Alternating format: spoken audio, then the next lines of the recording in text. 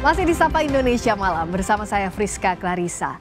Saudara, Cawapres nomor urut 3 Mahfud MD klaim punya program gastronomi yang lebih memberdayakan masyarakat dibanding program makan siang gratis yang diusung Prabowo Gibran. Sementara pasangan nomor urut 1 Anies Mohaimin akan memprioritaskan kesehatan ibu hamil untuk atasi stunting dan gizi buruk. Pasangan Capres-Cawapres nomor urut 3, Ganjar Mahfud, kembali menyinggung program makan siang gratis untuk anak sekolah yang diusung pasangan Prabowo Gibran. Cawapres Mahfud MD mempertanyakan prospek program makan siang gratis Prabowo Gibran. Mahfud menyebut pihaknya punya program yang lebih baik, yaitu program gastronomi yang diklaim lebih memberdayakan masyarakat. Kalau makan siang gratis itu menurut bagus lah, tetapi prospeknya apa? Kita lebih dari itulah, orang tidak hanya dikasih ikan, tapi diberi pancingnya. Kalau soal makan, kita punya program namanya gastronomi, bukan hanya makan siang, tapi makanannya juga sehat. Karena makan siang gratis, susu, dan sebagainya itu kan impor, kira-kira gambaran kita. Barang-barang impor, kalau gastronomi dari bumi-bumi kita dan laut kita. Itu nanti, tetapi tidak dalam sebuah program yang khusus dan seketika gitu. Itu nanti akan menjadi bagian dari program yang jangka panjang. Cawapres nomor urut 2, Gibran Rakabuming Raka, menyampaikan terima kasih atas masukan Mahfud soal program makan siang gratis. Tanggapan Mahfud MD yang katanya makan siang nggak prospek itu gimana, Mas? Tanggapan dari Mas? Ya, terima kasih masukannya, Pak. Mas, terkait panggilan Bawaslu. Sebelumnya dalam debat Cawapres 22 Desember lalu, Gibran menyebut program makan siang gratis sebagai bagian dari infrastruktur sosial menuju Indonesia Emas. Menurut Gibran, program makan siang gratis juga akan menciptakan efek ganda. Kita punya program makan siang gratis. Banyak yang nyinyir, tapi sekali lagi, Pak, program makan siang gratis ini adalah investasi menuju Indonesia Emas. Program makan siang gratis 400T ini adalah stimulan untuk ibu-ibu, warteg-warteg, warung-warung, catering-catering yang ada di daerah. Bayangkan 400T mengucur ke daerah-daerah. Semua ibu-ibu ikut memasak makan siang untuk anak-anak kita. Itu, Pak, yang saya maksud dengan infrastruktur sosial. Program makan siang gratis. Investasi ke depan untuk menuju Indonesia Emas. Terima kasih. Sementara itu, pasangan Capres-Cawapres nomor urut 1, Anies Mohaimin, juga memiliki program unggulan untuk mengatasi stunting atau anak kurang gizi. Cawapres Mohaimin Iskandar usulkan adanya tunjangan kesehatan ibu hamil sebagai salah satu upaya mencegah stunting. Saya mengusulkan ibu hamil mendapatkan tunjangan khusus. Itu ada yang bilang nanti kalau diumumkan itu banyak orang-orang ingin hamil, maka wajib hukumnya negara memperhatikan keturunan sampai mulia hidupnya. Data tahun 2022 menunjukkan 21,6% atau 4,5 juta balita di Indonesia mengalami stunting. Pemerintahan Presiden Joko Widodo menargetkan di akhir masa jabatannya atau pada tahun 2024, prevalensi stunting berada di angka 14%. Tim Liputan, Kompas TV.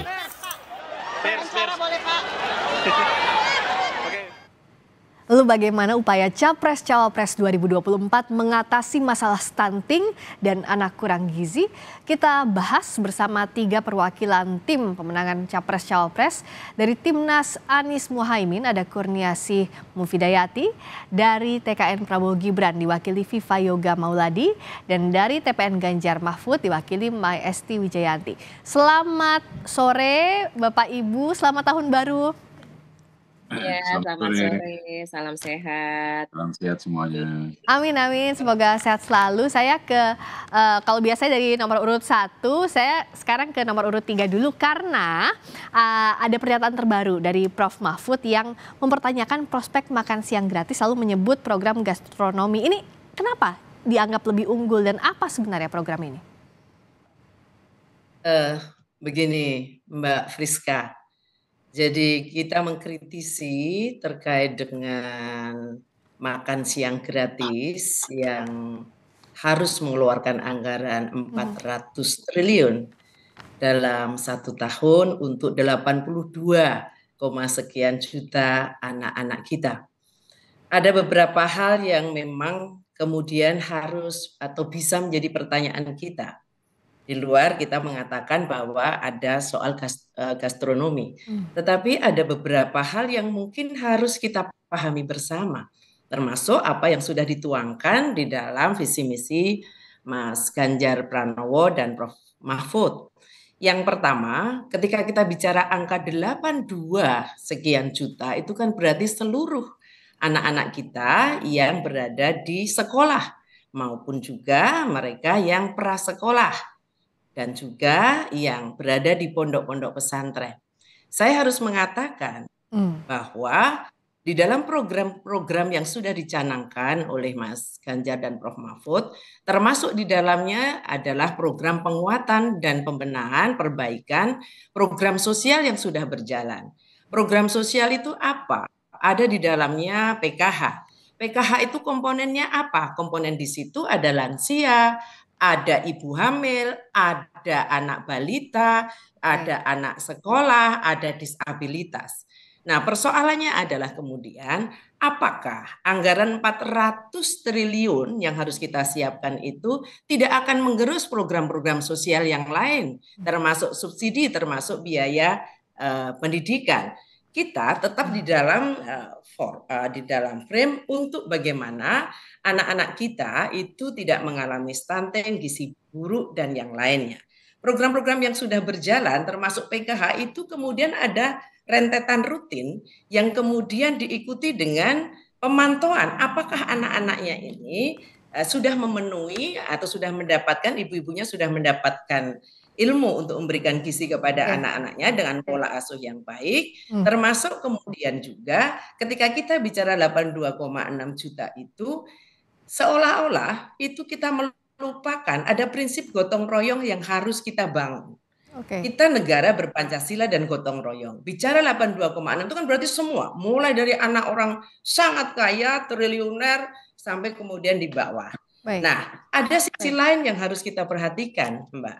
Sisinya apa?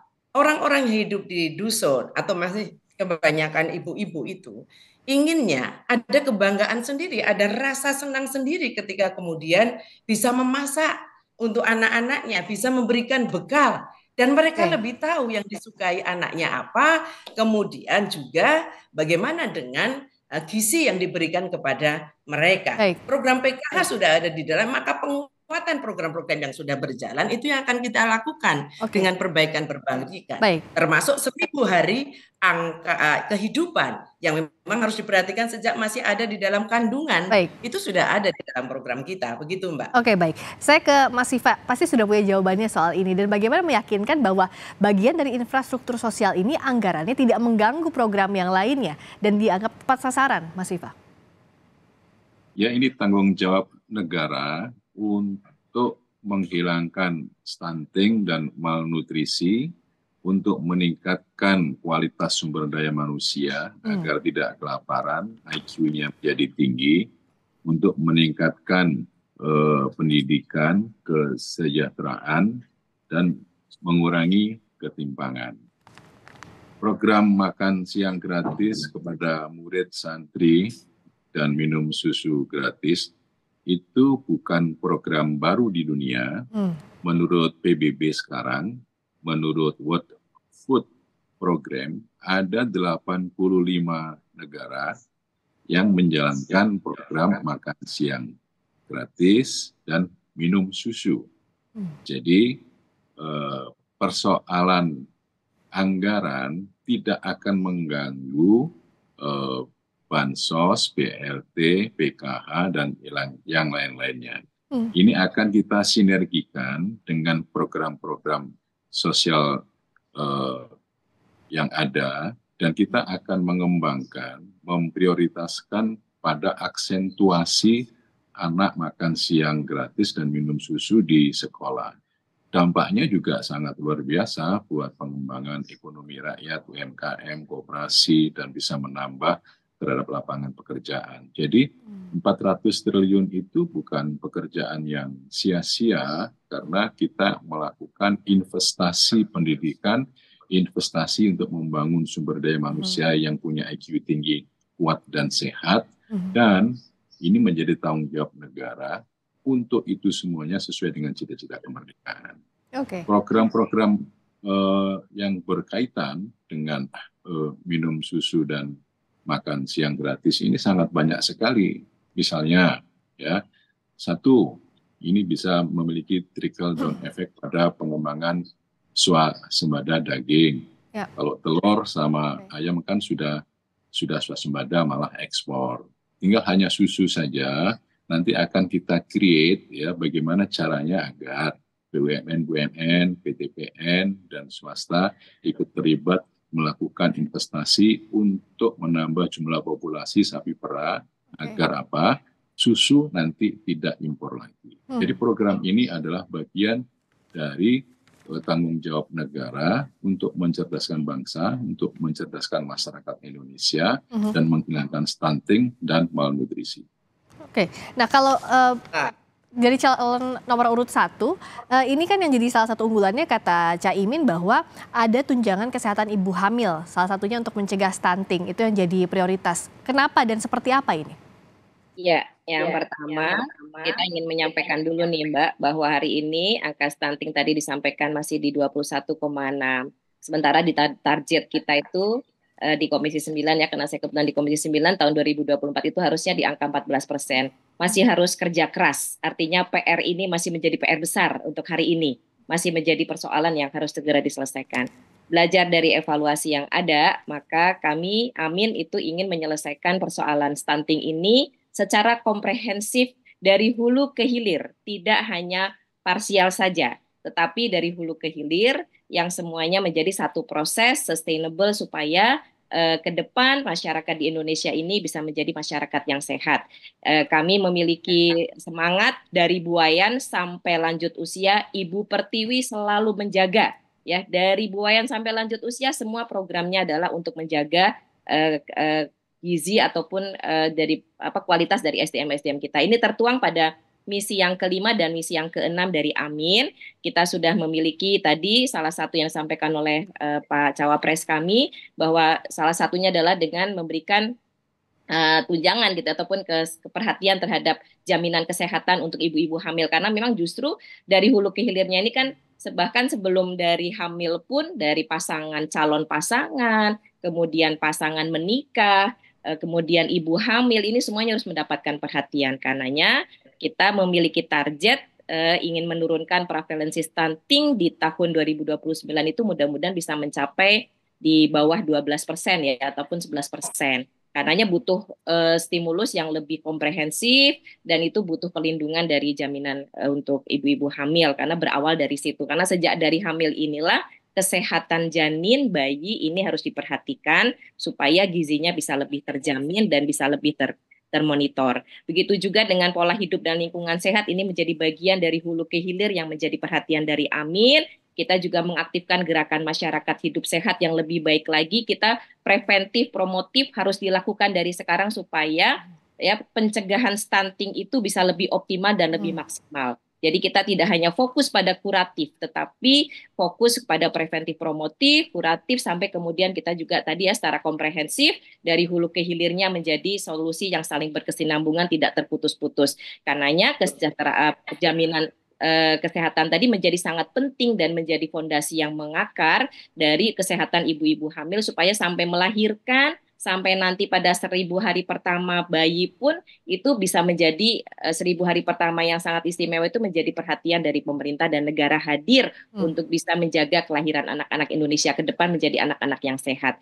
Begitu juga di misi yang ke-6 itu juga sudah disampaikan ya, akan ada anggaran memadai untuk gizi seimbang keluarga Indonesia ya, bahwa kita memperhatikan supaya ada anggaran yang memadai, dan ini memang untuk gizi yang seimbang. Dan ini harus menggunakan model pentahelik ya Mbak ya, menggunakan model pentahelik ini artinya ada 5 stakeholder yang harus dilibatkan, artinya masyarakat dilibatkan, akademisi dilibatkan, semua stakeholder dilibatkan menjadi satu model pentahelik yang komprehensif nanti. Terakhir ini singkat ke masing-masing, mohon sangat singkat karena sebelum kita azan maghrib, bagaimana agar realisasi anggarannya dan memang program ini bisa logis untuk dilakukan dalam waktu singkat. Dari mulai Capres nomor urut 1 dulu, tim ses nomor urut 1 silakan Mbak. Ya, kita akan mengoptimalkan anggaran stunting secara tepat guna, dan di 100 hari pertama kita harus melakukan refocusing terlebih dahulu, fokus untuk daerah-daerah yang memang membutuhkan perhatian yang tingkat stuntingnya paling tinggi, sehingga bisa membantu menurunkan angka stunting dan pencegahan. Anggaran untuk pencegahan menjadi sangat penting sekali, karena tadi konsep AMIN adalah membangun sistem kesehatan masyarakat, kesehatan anak, gizi itu dari hulu sampai ke hilir secara komprehensif, berkesinambungan, tidak terputus, dan juga untuk menjadikan ibu-ibu dan anak-anak kita menjadi ibu dan anak yang sehat. Baik, terima kasih Mbak Kurniasih. Mas Viva, silakan. Untuk alokasi anggaran, kita akan melakukan komunikasi dengan DPR terpilih, dan kita akan memberikan penegasan betapa pentingnya alokasi untuk pemberian makan siang gratis kepada murid santri dan minum susu. Nanti skala prioritasnya akan diturunkan secara detail teknis, apa-apa saja yang harus dilakukan dalam rangka untuk mensupport agar sinergis dengan program-program sosial yang lain. Saya rasa itu akan menjadi bagian yang penting dalam proses untuk mencerdaskan bangsa dan meningkatkan kualitas pendidikan dan kesehatan anak bangsa. Berikutnya Mbak Esti. Kami konsentrasi betul dengan 1000 hari kehidupan pertama, dan itu akan kita dukung penuh bagaimana kita akan mengeluarkan undang-undang yang harapannya tentu menjadi sebuah persetujuan bersama DPR dengan pemerintah, di mana di situ penekanan terhadap 1000 hari kehidupan menjadi fokus utama. Dan kemudian yang kedua, untuk anggaran-anggaran yang terkait langsung dengan kesehatan gizi anak-anak kita, maka kita juga perlu melakukan penguatan pada program-program sosial termasuk PKH yang di dalamnya sudah tadi kami sampaikan. Kalau sekarang ada masalah terkait dengan begitu keluarga sudah ada yang menerima pendapatan UMP, maka kemudian PKH itu diputus, maka ini yang akan kemudian kita evaluasi supaya target 9% yang kita harapkan penurunan angka stunting menjadi angka 9% itu yang kemudian bisa kita lakukan. Bagaimana program-program sosial yang kemudian terkait dengan itu tetap berjalan, tetapi tidak dengan makan siang gratis yang kemudian mencapai 82, sekian juta anak, dan kemudian juga anggaran yang 400 triliun. Begitu Pak Viva. Terima kasih banyak. Tadi atas perspektifnya Mbak Kurniasih, Mas Viva, juga Mbak Esti. Terima kasih banyak, sampai jumpa di lain waktu.